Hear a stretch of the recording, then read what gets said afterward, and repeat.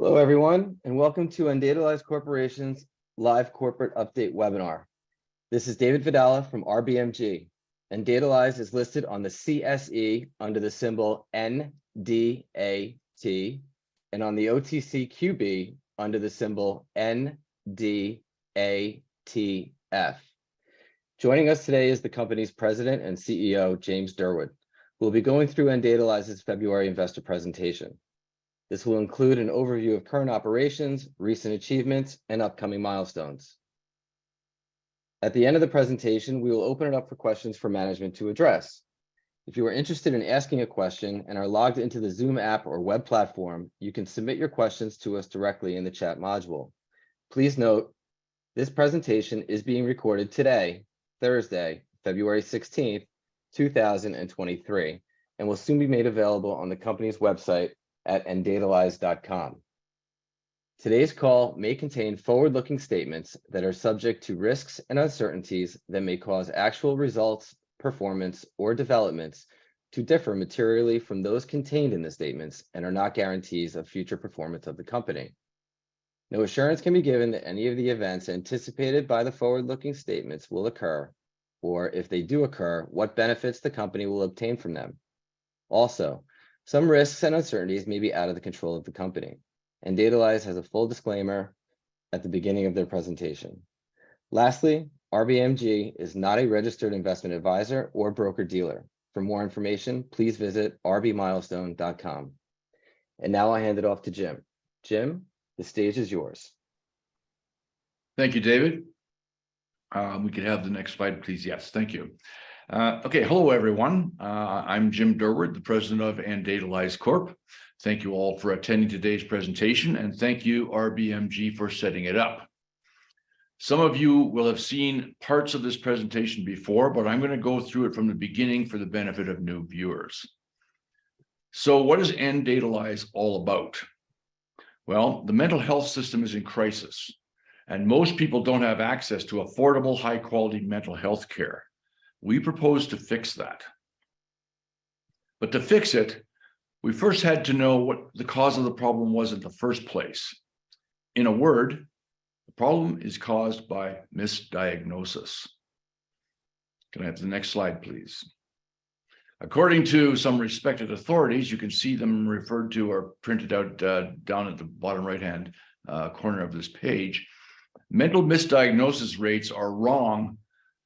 Mental diagnosis rates are wrong over 60% of the time, in some cases up to over 90% of the time.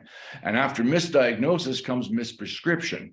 And this in turn creates poor outcomes that create a feedback loop that clogs the mental health system. Can you imagine if this level of misdiagnosis rates occurred in the physical health world? Well, that's where we are in mental health. Now, how can this be? Well, there are a number of primary causes. Probably the biggest cause is the lack of objective evidence-based data.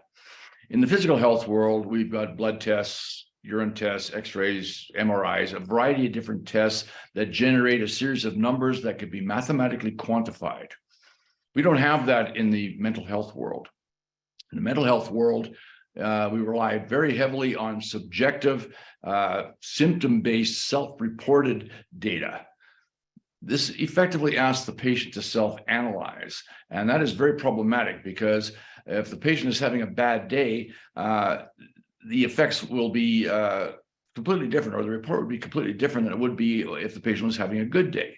So we need to have objective evidence-based data. We don't have it in the mental health world. There's the interpretive bias of the clinician. It doesn't matter how many patients or clients a clinician has, there's only one point of view being applied to those clients or patients. So it doesn't matter if there's 10,000 patients and the clinician is highly experienced, there is still only one point of view being represented. And you need to have more than one point of view if you're going to have reduce or mitigate the bias in the ultimate diagnosis. There's lack of deep correlation.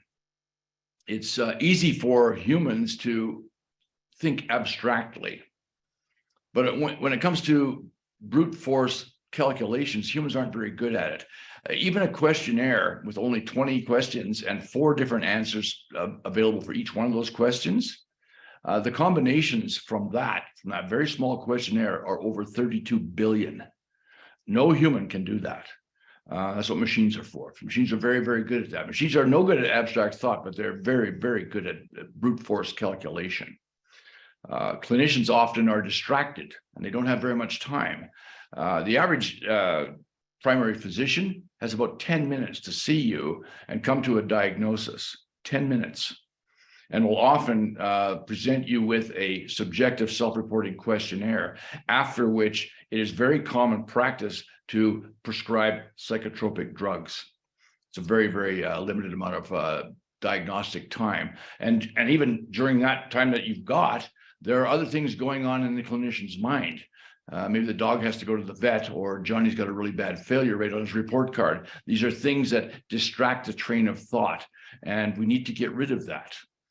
At the end of the day, the mental health system is an outdated analog process. In the physical health world, it's all objective data and computers. In the mental health world, it's all about pens and paper. That's what it is. That's actually what it is today, pen and paper. Those are the tools of the mental health trade. Next slide, please. So what did we do about this? How did we go about this? Well, first of all, we needed to have an objective database that was somewhat unbiased, so we could establish what we refer to as population normal. We needed clean, consistent data that was representative of the population generally. Different age groups, different genders, different ethnicities. We had to build a database like that. So we went out and looked for that. Actually, before we built it, we did build it ultimately, but we looked for it, couldn't find it. Didn't exist for what we were looking for. There was lots of databases out there, but there was all kinds of formatting issues, timing issues, a whole lot of things that caused the data there to be unclean, not clean enough for what we were looking for. So we were looking for a holistic approach. We wanted to see genetic expressions, childhood development, traumas, allergies, doctor diagnosis, illnesses, physical conditions, life experiences, lifestyle choices. And at the end of it all, we wanted to know what was actually going on inside your brain, or inside the brain of these people that were involved in this referent database. We're not interested in what they think is going on inside the brain. We wanted to know what was actually going on inside the brain. So we set up a data collection center, and we collected EEG data for all of the over 1,200 people that are in our reference database. This is same time of day EEG data. We had to gather it all between 9 and noon. And that's 3 hours per day in order to gather up all these people. It was a very sophisticated, very streamlined operation that we had running. But at the end of the day, we ended up with the data that we wanted: objective, clean, unbiased, and available for use for us to compare against other people coming in against that database. That is a very, very important thing. The reference database is probably the most valuable asset the company has. We're required to expense it as we build it, so it doesn't show up as an asset on the books anywhere. And then when you have all of this data, you have to process it somehow.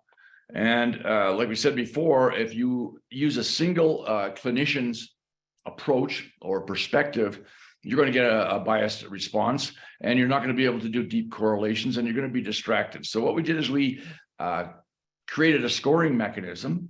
We had a variety of different people involved in the creation of that scoring mechanism, and this is a whole series of algorithms that sit on top of the database and is pushed through machine learning algorithms in order to generate the results that we want. And the people that we relied on for that, if you will go to the next slide, please. There's me at the top. I'm a data scientist. Some people ask me what business have I got in the mental health business in doing diagnosis, and my answer is I don't do any diagnosis, and neither does the system. It's a pre-diagnostic data analysis system. That's what it does. It relies on data. It does not rely on subjective, self-reported opinions. It's actually looking at holistic, objective data and coming up with a probability response. And that's my job in there. As far as the algorithms and the scoring mechanisms, we have contracted certain psychotherapists and doctors Dr. Carol Melick is a registered psychologist. Dr. Keith Courtney is a double board certified psychiatrist. Dr. Andrea Protzner is an EEG specialist, and Dr. Kelty Duggan is a primary physician. So these are the people that we relied on primarily for the scoring algorithms. Then in our database, in our reference database, approximately a quarter of all of the people in that database had been diagnosed with some sort of mental condition or another. The people that made these diagnoses, the clinicians, we have no relationship with them whatsoever, but we do know the biometric signature of the individual, and we do know that a diagnosis exists for a particular mental condition. And by combining those diagnoses with our expert scoring people, we were able to calibrate and refine the system to be able to generate predicted probabilities for 7 mental conditions, not only for today, but forward in time. Next slide, please. So where are we today? Well, YMI is alive and running. It is a fully developed system, and we're going doing marketing testing right now. So we are not marketing people. We are scientific people.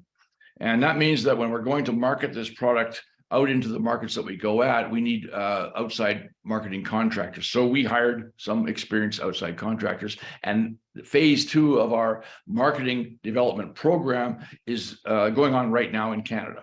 We held it to Canada because we want to have a smaller market target prior to going into the US later in the year. We're testing various channels such as Google, Facebook, Instagram, YouTube, and we even use some influencers. We're also running an experimental therapist program. Now, for competitive reasons, I'm not going to go into a lot of detail about what we found, but I will tell you that there are some clear winners and that different messages and presenters are indicated for different demographics.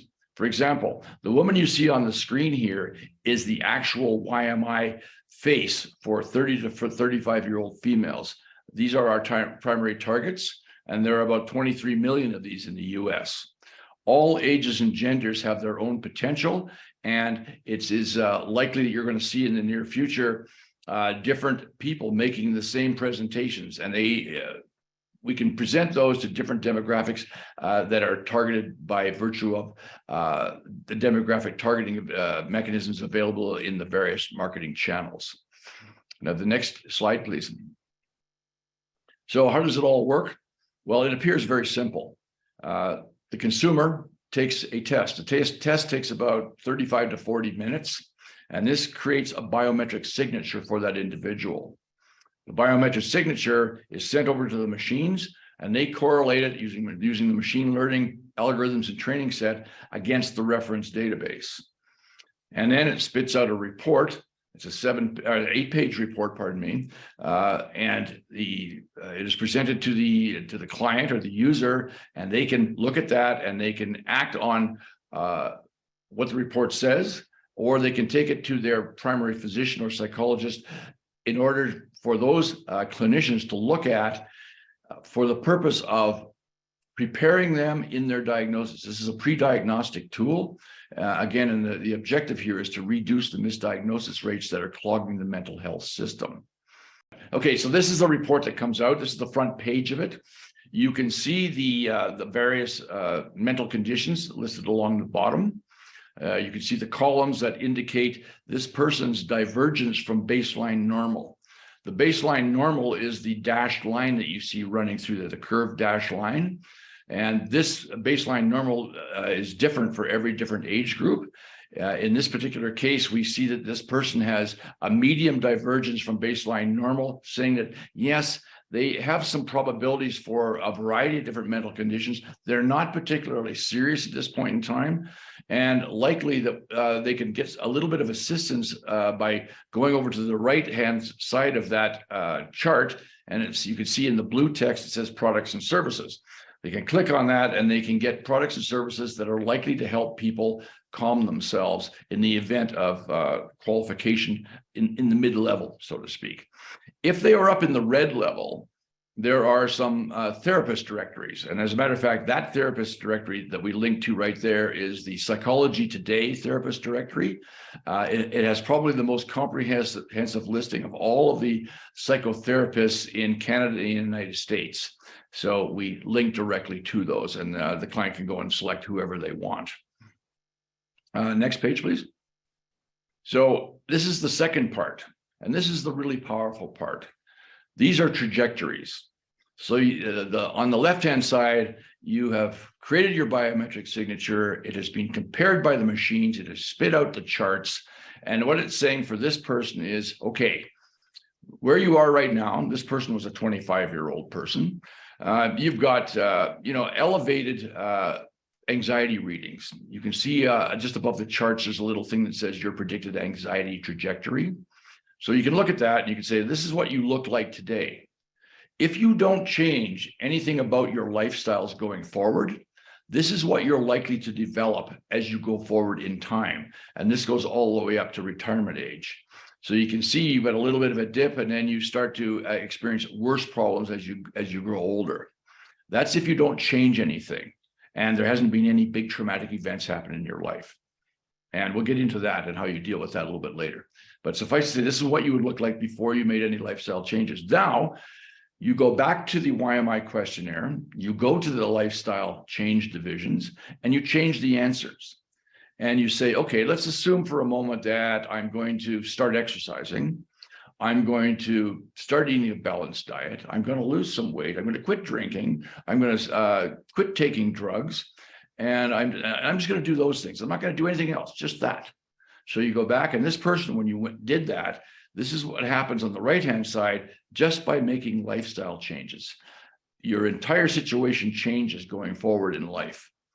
And this is before you even do it. It's like a what if engine in Excel. You say, well, what if this and what if that?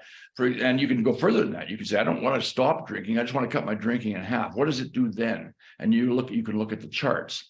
Now, because you're dealing with lifestyle changes and the effects of those changes are not instantaneous, YMI is a tool that would be used maybe twice yearly, once every 6 months, because you need to have time for the lifestyle changes to take effect.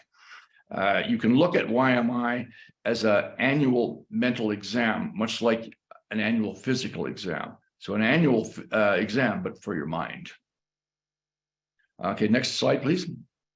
Okay, so what does YMI offer versus what the other assessments offer?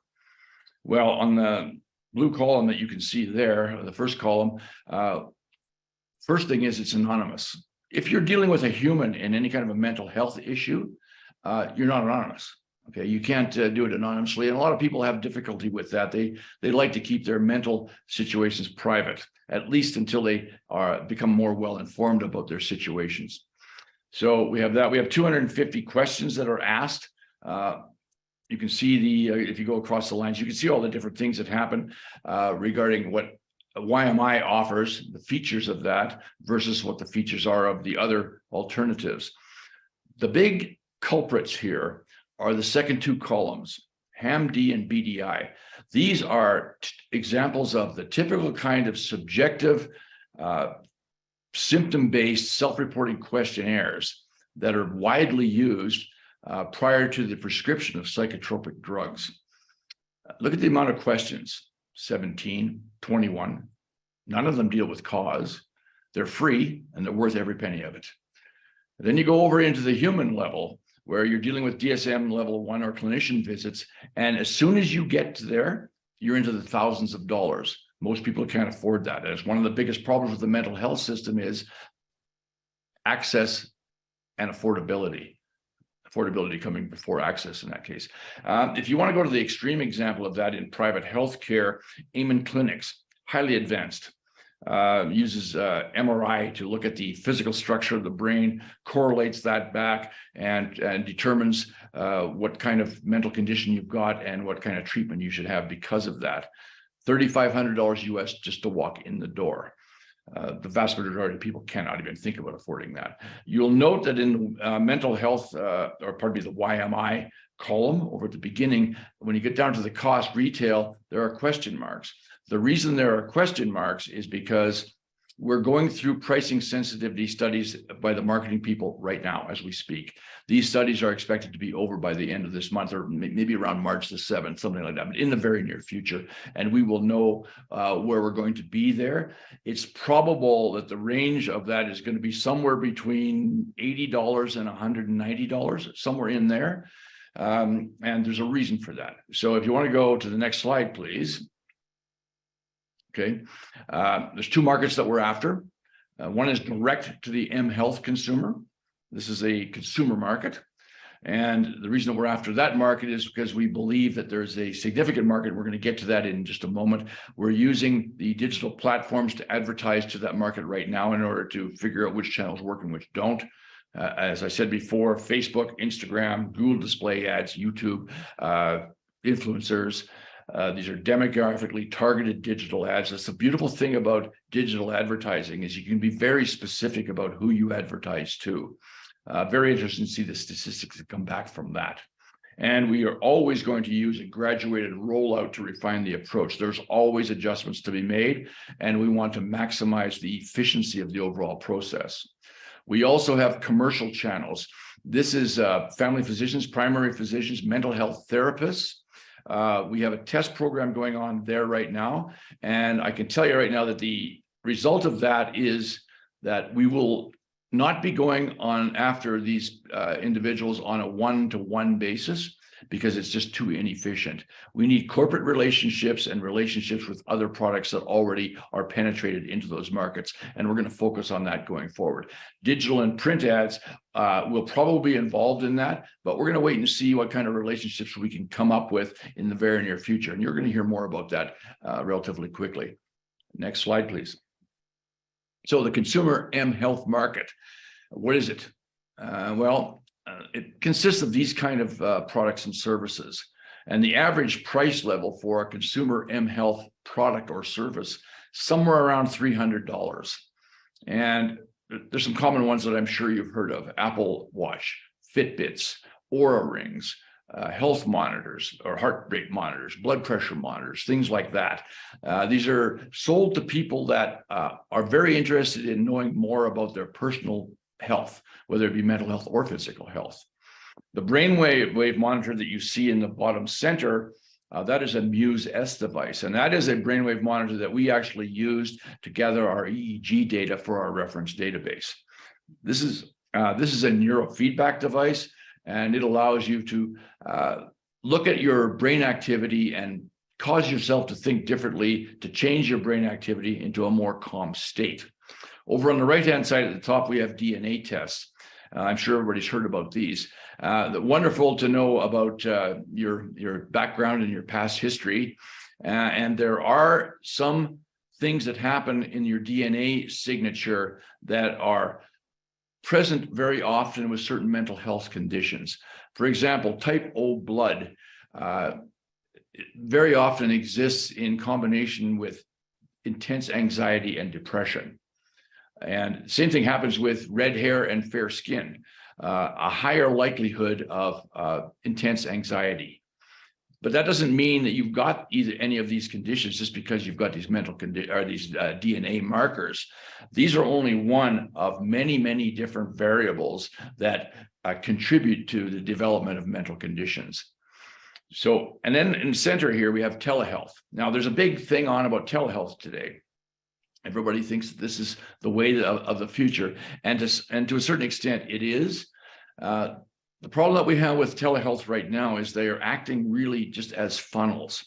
If you go to a variety of different telehealth products, just go into Google and type in telehealth, and you'll see a whole bunch of different ones.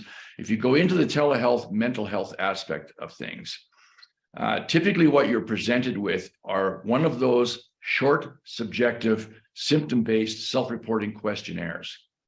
So you'll go and you'll fill that out. It'll only take a couple of minutes. It's only a few questions. And then they're going to spit back at you a thing that says, you are showing some sort of tendency toward this or that or whatever it is. Book an appointment with our online therapist at $200 an hour. And that's their business model's objective, is to get you directly to their online therapist, and they don't have a full list of them. They just have their own online therapist, and they want to start paying you money so that they can take a piece of that money, and that is what their business model is based on. I mean, the premise is good as far as the technical advantage of doing things through telehealth, but the business models that are out there right now could probably use some improvement. Next slide, please. So how big is the consumer mHealth market? It's running around 60 billion today. It's going to go up to about 130 billion in 7 years. Most of that growth is going to be in consumer mHealth applications. That's what YMI is, an mHealth application. So we're in the right place, we're in the right sector. And the amount of publicity that we're getting in mental health nowadays is something that you couldn't buy. It's very much in the fore. So we are in the right place at the right time. Next slide, please.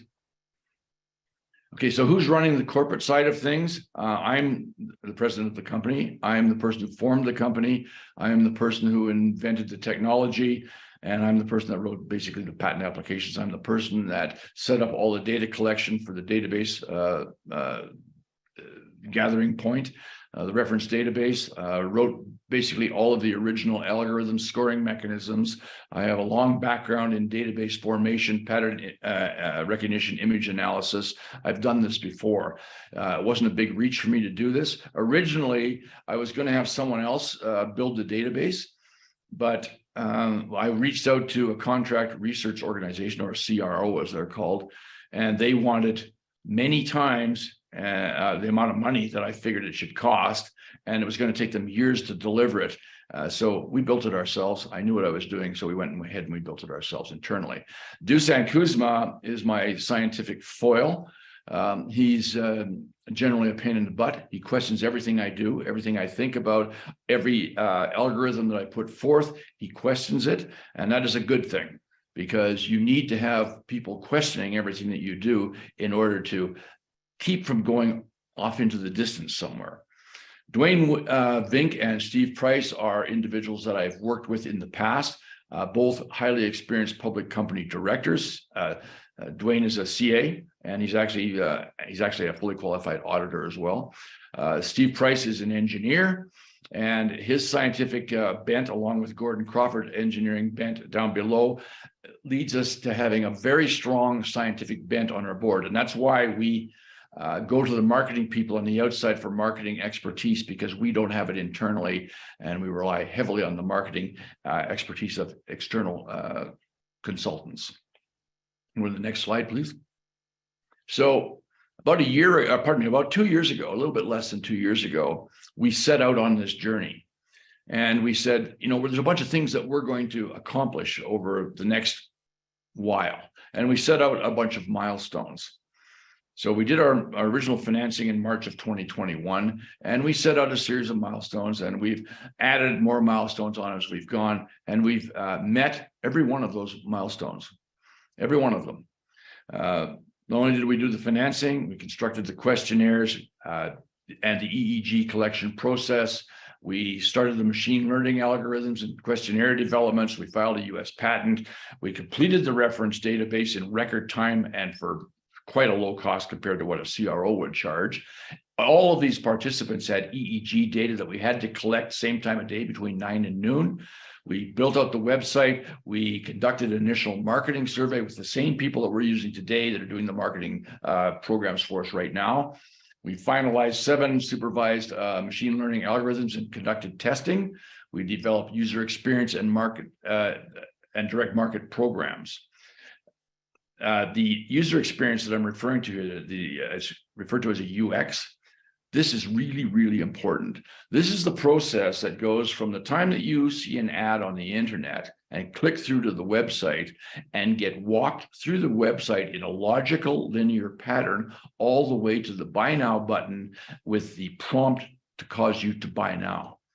That journey is extremely important. It has to be seamless. It has to look like there's nothing going on at all. It's just a natural progression. And that's what's going on right now. There's been multiple iterations of this user experience, and we expect to finalize the current one probably within the next 2 to 3 weeks. So we're pretty much there now. Next slide, please. So again, market testing in Q4 of last year, we launched YMI, refined, expanded the marketing approach. We did reach initial revenues in Q4 22, not a lot of revenues.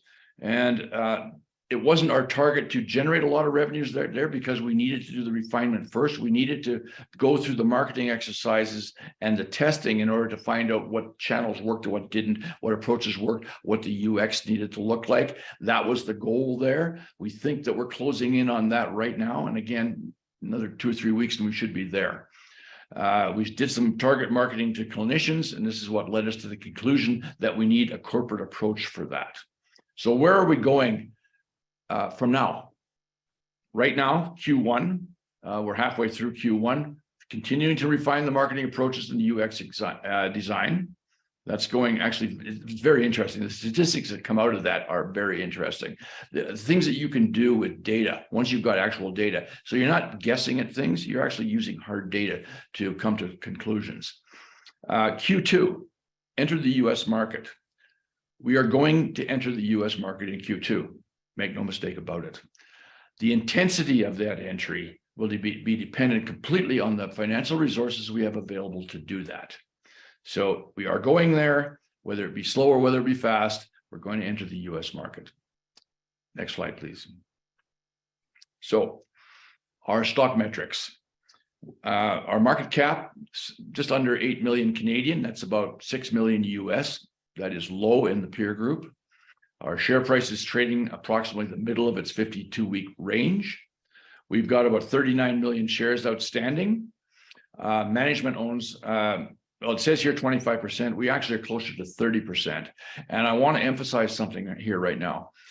The total amount of compensation, monetary compensation, that the directors and management take from this company over the period of a year, the total combined compensation is less than $60,000. Our interests are directly aligned with the shareholders. We will make money when you make money, or when the shareholders make money. Okay, so we are directly aligned. So the highlights, product is launched, marketing approach almost completed. We don't have any debt. We've got a US patent pending. We have a proprietary reference database, and I can't overstate the importance of that, because you need to have data. All of these artificial intelligence programs out there, machine learning programs that are out there and in the public eye right now, they all rely on training sets. And the training sets are made up of various kinds of data. And if you've got bad data in there, the end result, I don't care what kind of AI algorithms or ML algorithms you're using, you're not going to get a good result. You have to have the proper data. And that's why we built our own data. So it's very, very important. And we have an AI-based mental health assessment product that's in the right place at the right time. So we believe we represent a very good investment for those, that part of an investor's portfolio that is geared toward small cap companies. You can see our stock chart there. So that concludes today's presentation. And now I'm going to open the floor to questions. All right, thank you, Jim. And if you're interested in asking a question and are logged into the Zoom app or web platform, you can submit your question to us directly in the chat module. And while we wait for those questions to develop, we have received some during the registration process. So we can begin the Q&A portion of the webinar right now. So Jim, I know you're right in the middle of or you're heading towards the end of the phase 2 marketing program. Can you just elaborate on how long this has taken, and if you are indeed going to be wrapping up in March, is that a firm date? If you can speak to that. Okay, well, all of the market testing, actually, it's been going on now for, I'm going to say 8 months, but different phases. We had to go out and, first of all, find out, was there any appetite for this product at all? We didn't know that. When you start doing these things, you have to go out and find that out. So we hired the marketing consultant. This is I'm not going to say the name of the consultant right now, but I can tell you right now, actually, I think it's released in our news releases, so you can go back and see that. But we had to go out and find that out. So they started, and what they came back with was very positive. No question, we're in the right place. No question that this fell in the mHealth consumer market. And so we were encouraged by this, but this is very preliminary stuff. So we went through to the next phase and we had them refine it even further.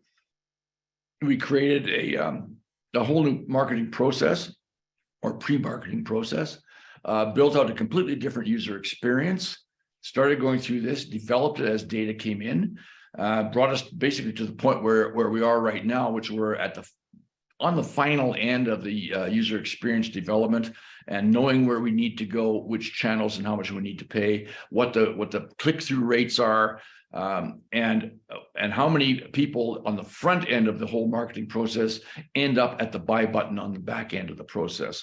We pretty much know all of that right now, and we're certainly going to know that within the next couple of weeks. We're just doing pricing sensitivity right now. Then we incorporate those findings, and then we're basically ready to go. So I'm not going to give you an exact day, but I'm going to tell you that it's within 3 weeks of now. I hope that answers your question. It did. Thank you. How has YMI been received amongst the professional community? And are psychotherapists and primary care doctors receptive to YMI? I can say that 95% of all the people that we've talked to in this regard love the concept, love the idea that it's objective data and it's a pre-diagnostic tool. Everybody loves that, loves it. It's priced the way that it is. The one thing that the clinicians don't like is that they have to incorporate this into their current systems. And that is one of the main reasons why when we went to the therapist and did our experimental approaches and went in there, we said, okay, well, what's it going to take to do that? And the answer, generally speaking, was it needs to be part of the system that we're already using. So we look at the systems that are out there, and they're called EMRs, electronic medical records. And the idea of being able to incorporate YMI integrated into those systems is a path that we're going down. We already decided we're going to go down that path. And these companies that have these EMRs look for products like ours, like YMI, because they don't produce them themselves. Generally speaking, they're conglomeration platforms.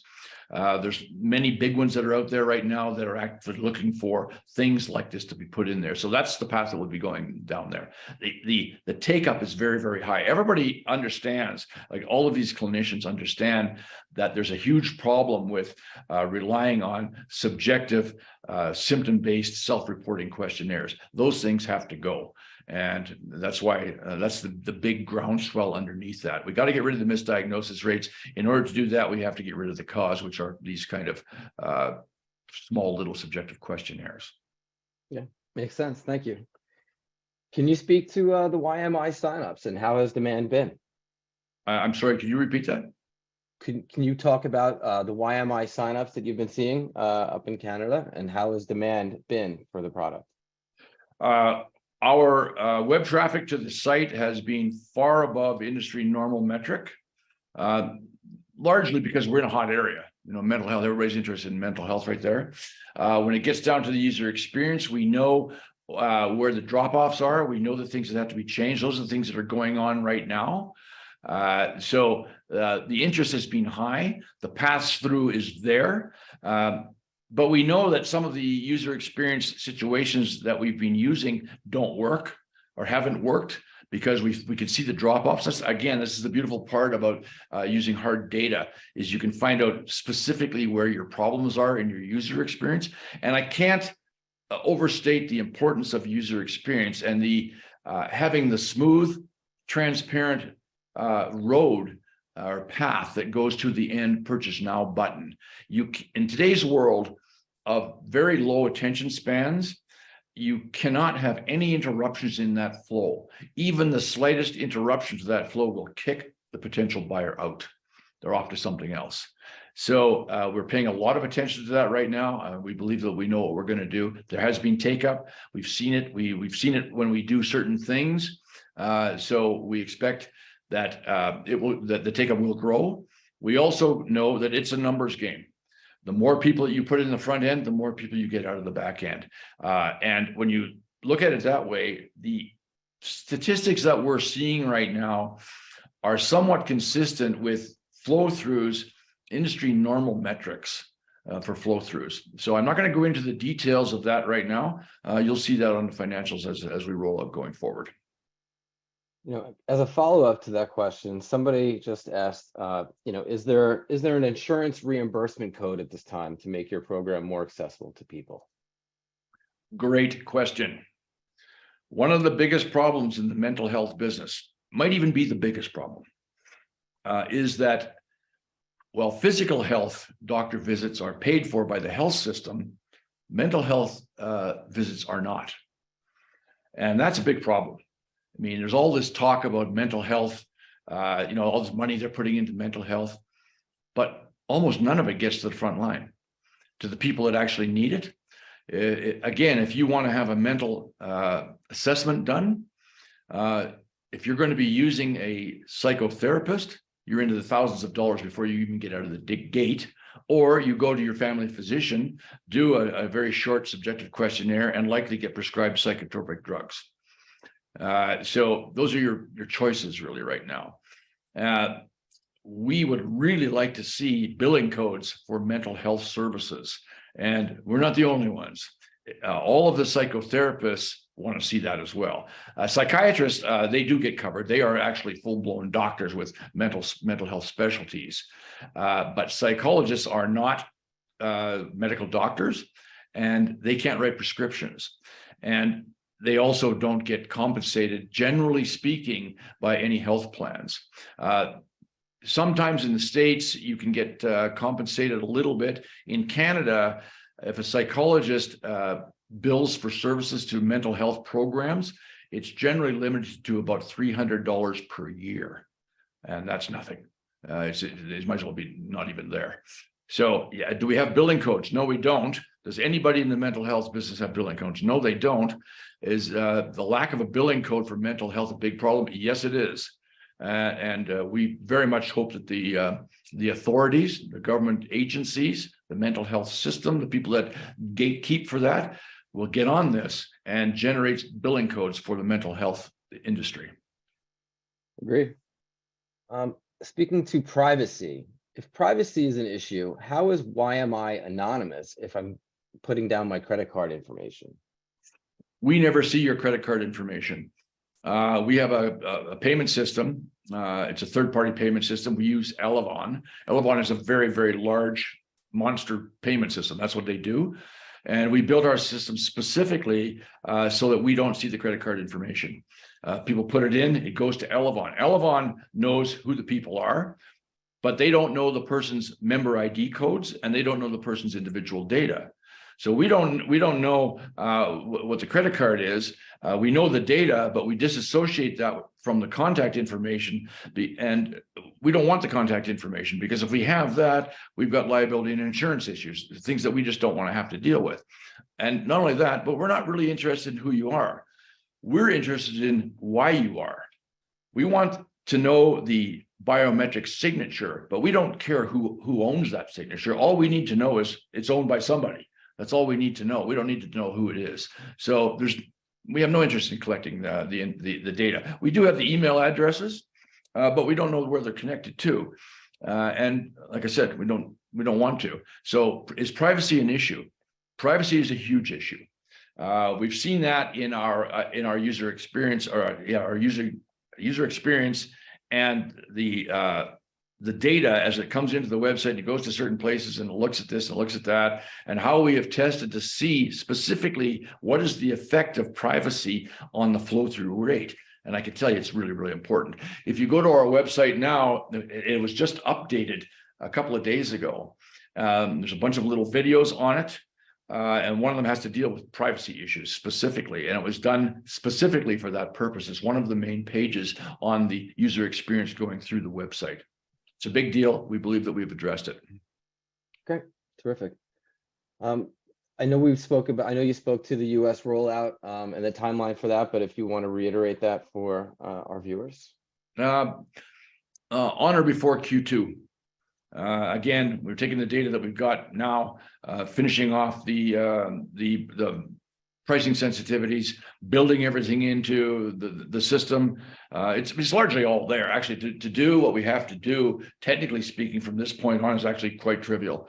All of the systems are already in place. There's some changes that have to be made, and then we're ready to go there. And so what we're really looking to do here is to determine what is our financial capability going to be and what intensity can we use to penetrate the US market. But in any case, before the beginning of Q2 of this year. Okay. And would you speak to nDatalyze's target market and who is the ideal candidate for YMI? Well, there are a number of all humans, well, pardon me, all adults. All adults are potential customers. How you get to those, you get to some of them through therapists, you get some of them through direct mHealth consumers. As far as the size of the market is concerned, the primary market is the 30 to 35-year-old female with 1 or 2 children. They are the primary home caregiver. They're the ones that are mostly concerned about things. As I said before, there's about 23 million of those in the US, and that's the primary target. And you can demographically identify and target those in the various digital advertising campaigns. But older men are also a prime target, and 25-year-old males and females are primary targets. There's well over 100 million potential buyers of this system in just the US alone. So there's no lack of potential customers. How you get to them, that's a whole different animal. To penetrate into those markets is a process. It's expensive to do. It takes a bit of time to do it, but we're on the right path. We've delivered in the past, and we're going to continue to deliver in the future. At least we believe we're going to. Great. All right, thank you. We're going to take one more question, Jim. And looking at your most recent press release, could you please discuss the relationship or potential relationship between YMI and ChatGPT? Absolutely. This is a wonderful thing. For me, coming from a technical perspective, I see direct and immediate application for what ChatGPT is in what we do. When we query our database, our reference database right now, we do it in a very structured way. There's only a certain number of questions that could be asked in a very certain specified order. If we want to change that, if we want to add questions, if we want to change the order the questions are asked in, if we want to add questions or ask questions that aren't in our process, it's very difficult for us to do that. We have to go out and hire SQL programmers, structured query language. I can ask the question, let's say, for example, show me all of the people with red hair that have that weigh over 225 pounds, that are smokers, that are drinkers, that do this, do that, that have traumas, that have allergies, do this and that. I can create this big, long question myself easily in natural language. But if I want to ask that same question to my database, to the reference database, oh, that's a whole different story. I need a translator to do that. I need a programmer that's familiar with structured query language to write a big, long query statement. These statements can be pages long. And there's a whole lot of if, and, or else statements in there. If this is this and that is that, then this is this and that is that, or if that, this, that. There's all kinds of things involved like that. These are big, long, complex statements. And if even a single thing is wrong in that statement, a comma's in the wrong place, a space is in the wrong space, it doesn't work. So you have all of this going on. It's expensive. It's time consuming. To put it all in a nutshell, what ChatGPT does is allow me to ask the question in plain language. It writes all that code, asks the database, and comes back with the answer. Even if the question that I am asking is not a question that is normally asked of the database, I can do that with ChatGPT. At least that's the promise of it. Instead of the ChatGPT machine learning process that is sitting on top of their training set, which is all of the internet in 2021, that snapshot. If you apply ChatGPT, that aspect of things, of what I'll call the top end of it, the expert system part of that, and you apply it to our reference database, now you've got something really, really powerful. It can be asked from all different kinds of things. So we are anxiously awaiting the API, the application programming interface, to be posted on Microsoft's Azure site, which is where we are hosted anyway. So for us to reach into that is it's a given. Of course, we're going to try that. And there's more systems coming out all the time too. If you, and it's interesting about ChatGPT, a lot of people call it artificial intelligence. And I guess it is in some sense, but if you go into ChatGPT right now, just go to Google, look up ChatGPT, join it and register with it. And the first question you ask it is, what is ChatGPT? And it'll come back and it'll say, oh, I'm a machine learning program. I am not really artificial intelligence. I don't learn as I go. I have these algorithms that were built by humans, and I look at a snapshot of the internet in 2021. And that's what ChatGPT will tell you about itself. If you look at the media will have it doing all kinds of incredible things and everything else, and it can do a lot of things. It's very interesting. It's very fun to play with, but it has limitations. If you ask it to go and do a mental health analysis, holistic, objective-based, it can't do that. YMI is far superior to ChatGPT when it comes to mental health pre-diagnostic analysis. And that's without applying the intelligence part of ChatGPT to the reference database. I can't wait for that. So that's why I'm excited about ChatGPT and its relationship with YMI. That's fascinating. Thank you, Jim. And thank you everyone for joining today's webinar. Today's webinar recording will soon be made available on nDatalyze's website. If you have any additional questions that feel have not been addressed on this webinar, please feel free to email us at nDatalyze@rbmilestone.com. Again, that's nDatalyze@rbmilestone.com. Thanks again, and you are now free to disconnect. Thank you. Goodbye.